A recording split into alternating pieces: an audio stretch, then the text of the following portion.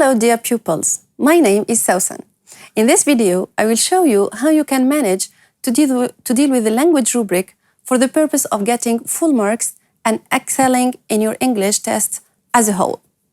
Before we start, I want to know if it happened to you to ask these questions. What is language? Are vocabulary and grammar interrelated? Do we really need to focus on the structure of the sentence to convey a meaning? How can we manage to answer the language tasks correctly? Well, whether you thought of the questions or not, and whether you had an answer to each one of them or not, that's not a problem, because we will do it together while dealing with some of the language tasks that I selected from previous back exams. Now, let's start by explaining what the language rubric includes. In our English test, the language rubric includes testing grammar along with vocabulary. Thus, we are testing not only structure, but we are also testing meaning, because a correct sentence normally has a correct structure in addition to a plausible and logical meaning.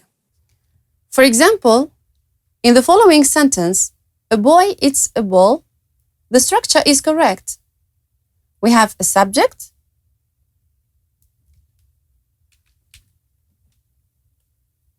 a boy, a verb conjugated in the simple present, eats, and an object, a ball.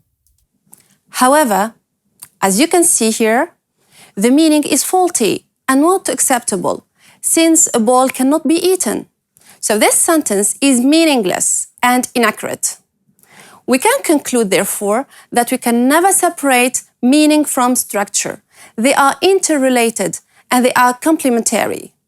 That's why my first tip to you while dealing with the language tasks is to read the whole paragraph first in order to understand the context and the meaning conveyed. And this will surely facilitate your choice of the correct answers. The most common tasks in English tests are: first, put the bracketed words in the right tense and or form.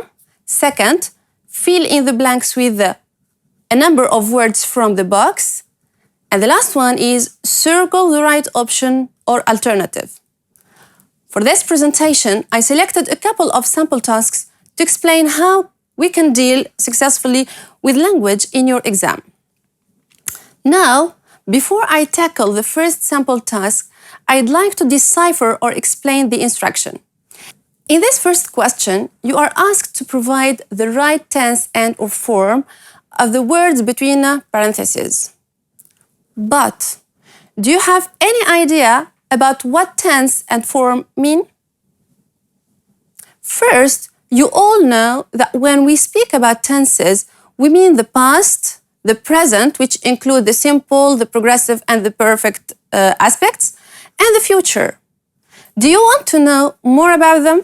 Click on the Padlet link below this video to get details about tenses, their forms, and their use with some keywords that help you guess them right.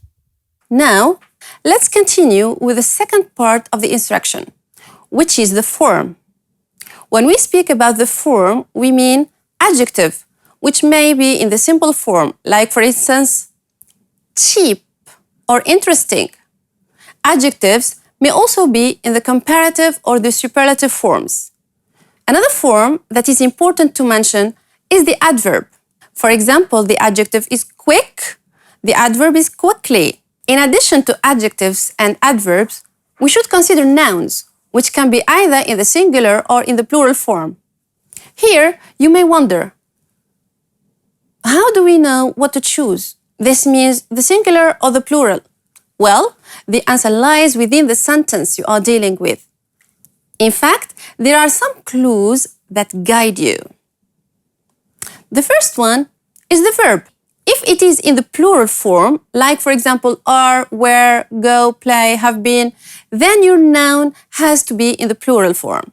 However, a verb in the past form does not help recognize the form of the noun.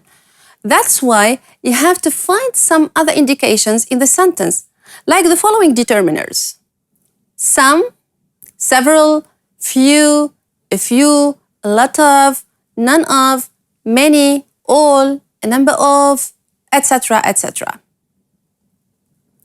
As for the singular noun, the most common determiners are one, any, a, an, each, every, another, this, that, etc. And of course, we should not forget the verb which actually refers to the singular, like, for example, is, was, plays or starts, has been, etc. To learn more about verb forms, I invite you once more to click on the Padlet link provided below this video. Now, to consolidate what you already know, well, with what you've learned from this presentation, you need to do some practice. And for this reason, I have chosen some tasks from previous back exam, which I think are worth studying. Let's start reading the instruction with the part of the paragraph. Put the bracketed words in the right tense and or form. It was a real nightmare in Dallas. The winds had finally calmed when Mrs. King ventured out to see what damage the tornado caused. Then she saw her neighbor, José Santillano, running toward her with his newborn daughter in his arms. The child gravely /injured. In the first blank, we recognize that we need a conjugated verb. But in which tense should it be?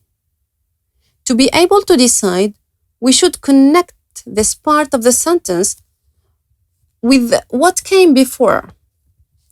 We notice at the first glimpse that the actions of coming down and venturing out are in the simple past, and that the actions of causing damage occurred before these two letters.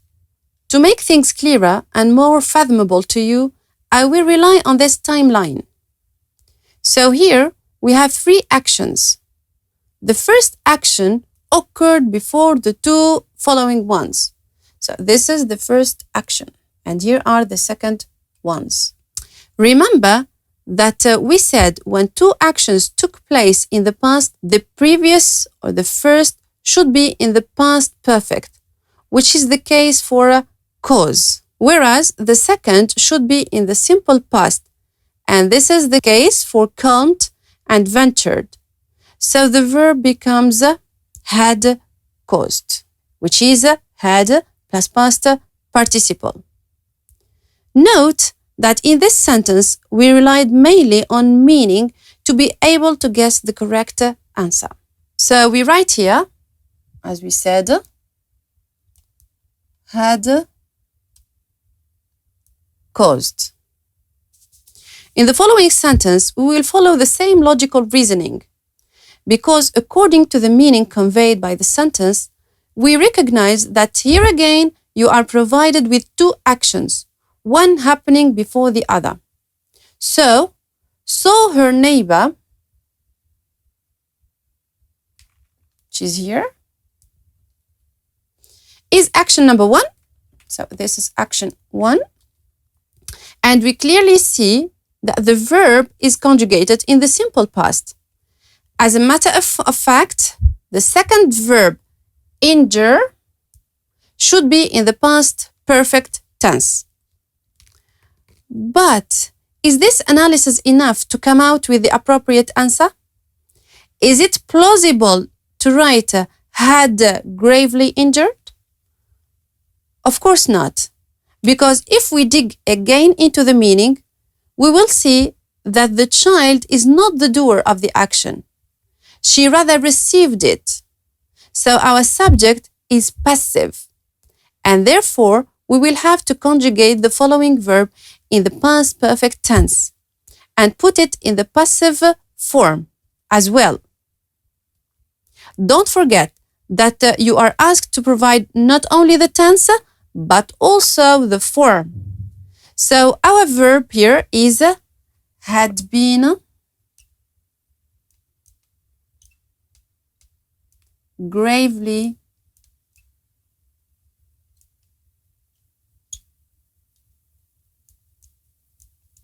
have been gravely injured. Let's move on with the third item. Here you have he wanted me to take her to the hospital, Mrs. King said. I was thrust into the unsuccessful effort to save the youngest victim of a power weekend tornado throughout Dallas suburbs, she added. Here, notice that the blank is followed by a compound noun. And since you know that the noun is most of the time preceded by an adjective, you have to provide the adjective form from the noun power, which is, of course, you guessed it, I know, powerful. All right, let's continue. She added, she and another neighbor got in the vehicle and headed to the hospital. I kept say, oh my God, be okay, baby, Mrs. King called. It is clear that in this sentence, you have an indicator, which is kept. Previously, in this video, I gave you a table where we studied the verb forms. If you go back to it, you will find that the verb keep is always followed by a gerund, verb plus ing. So the answer is saying. When we read the sentence that comes after, unfortunately, the poor little girl not make it to the hospital. When we read this sentence, we notice that the writer simply keeps up telling us about what happened the day of the disaster. So, the tense you should use, as we mentioned earlier in the table of tenses, is the simple past. Yet, the challenge you have here is how to put it in the negative form. Remember, whenever you want to provide the negative form of an ordinary verb, you must add the auxiliary do in the negative form. This means don't or doesn't or didn't to the bare infinitive.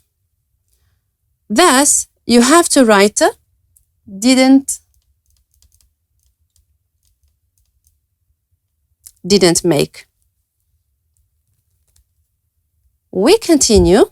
At least 11 people died and dozens were injured.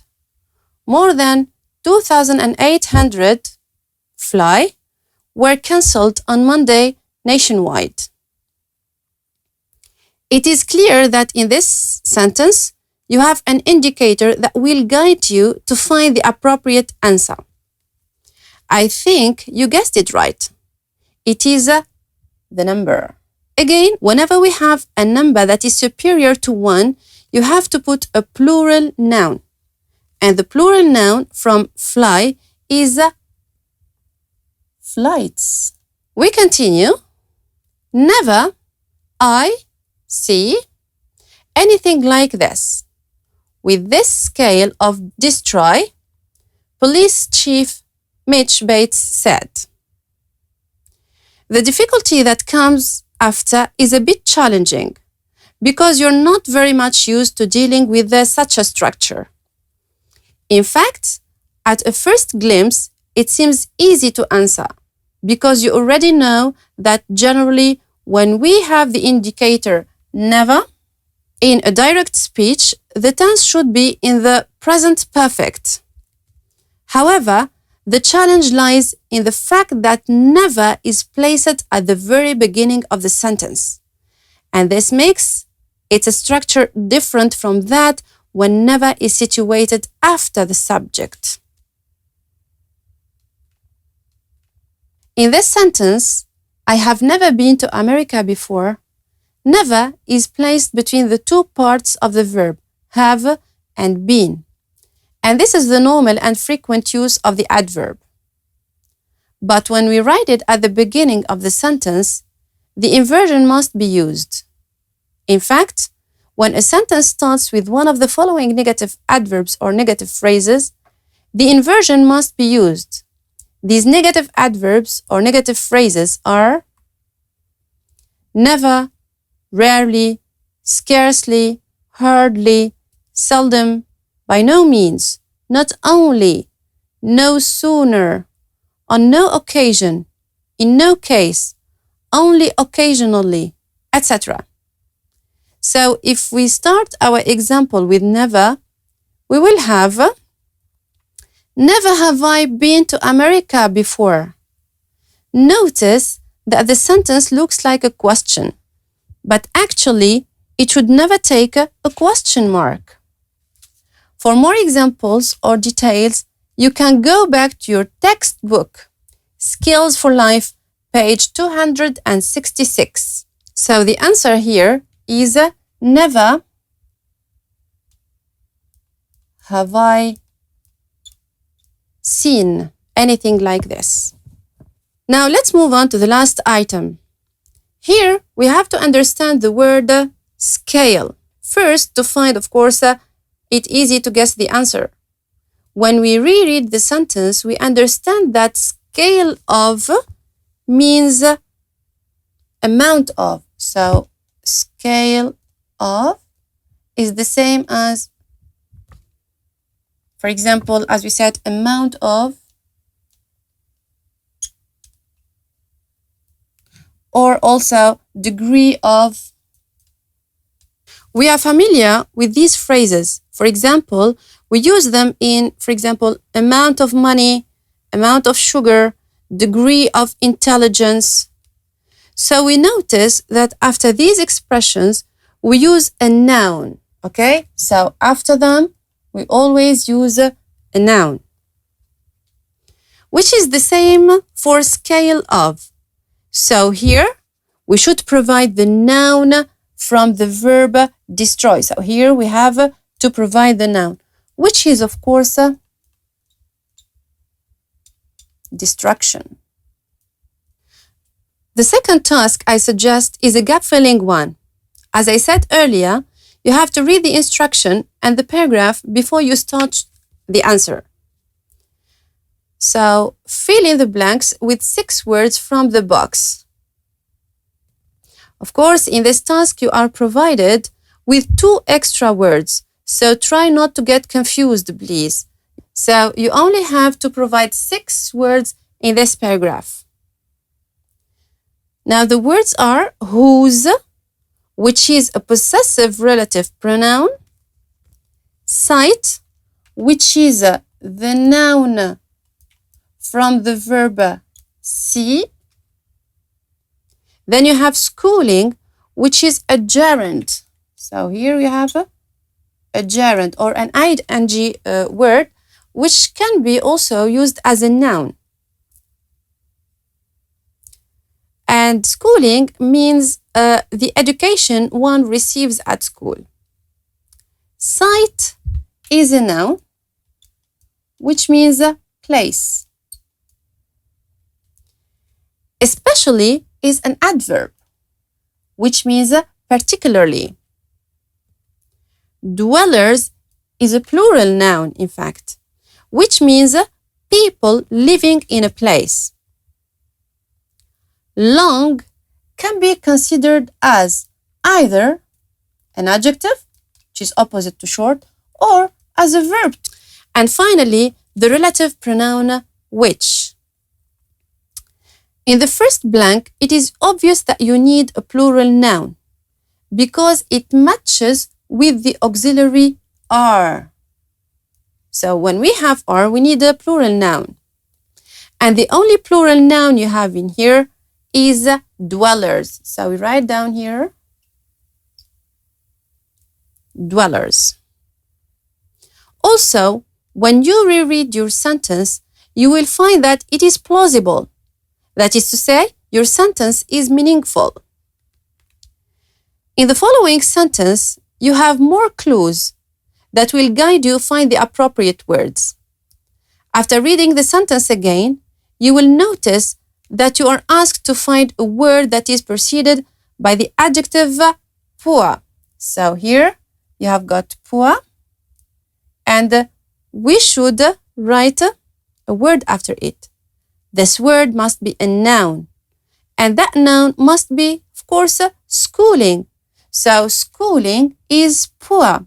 This means it is of a very low quality. So we say poor schooling. Also, the next blank has a clue. You have the reasons that make them plus blank. Here you have the causative verb make. So here we have a causative verb. We always say to make someone do something. So notice when we use make, we have to use a bare infinitive after it. In fact, the rules, as we said, make someone do something. Remember that, please. So the right answer here is long. The second thing to consider about this verb is that it is called a phrasal verb since it is followed by a preposition. So we always say long for. By the way, it means to have a strong desire for something. So here the verb is long for, and this is our verb. In the last blank in the same sentence, it is noticeable that the phrasal verb carried out is not preceded by a subject. So here, as you can see, carried out is a verb and there is no subject before. The structure can only be correct if the subject is replaced by a word that refers to it. Of course, for the purpose of avoiding repetition. This word can only be a relative pronoun. And in this case, the relative pronoun provided in the list is which.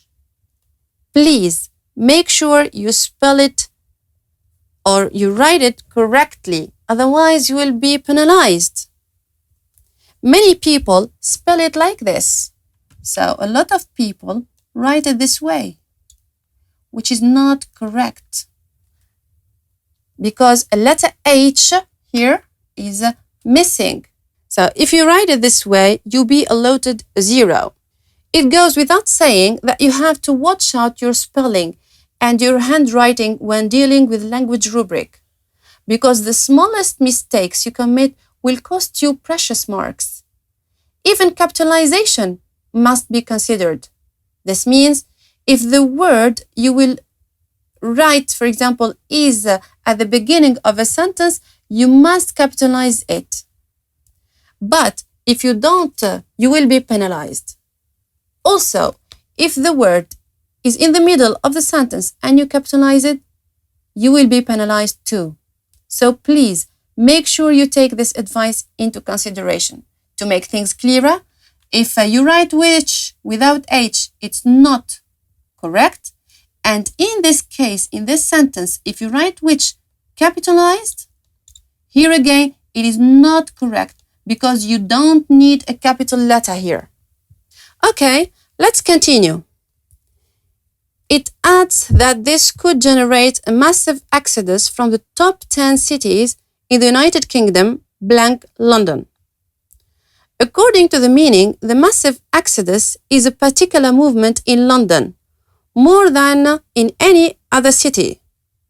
So the appropriate word that fits here is especially. And this is easy. We come now to the last blank. Country people are well used to the blank of new arrivals. In this sentence, we have 2 clues. If you miss one, you will surely perceive the other. First of all, you have the expression be used to. So, she's are used to. This expression is followed by a gerund or a verb plus ing. So we say be or get used to doing something. So we say here be or get used to plus verb ing. But we can add that it can also be followed by a noun. So sometimes it's followed by a verb ing and sometimes it is followed by a noun. So we say also be or get used to something. The second clue has to do with the definite article the. This article is actually either followed by a noun or superlative, and we know that. So when we find the, either you put a noun, like for example, the man, the girl, or an adjective. Sorry. So we say the greatest or the best. Of course, in the case of our sentence that contains the expression be used to, the superlative is inappropriate. If you go back to the list, you will discover that you have got two nouns, sight and sight. As clarified at the beginning of the explanation of the exercise, these two homophones have totally different meanings. So according to the meaning conveyed by the sentence, the noun that fits the sentence is sight, which is of course this one, because country people are now familiar with seeing other people come to their village. So in this last blank, we write down this noun, sight.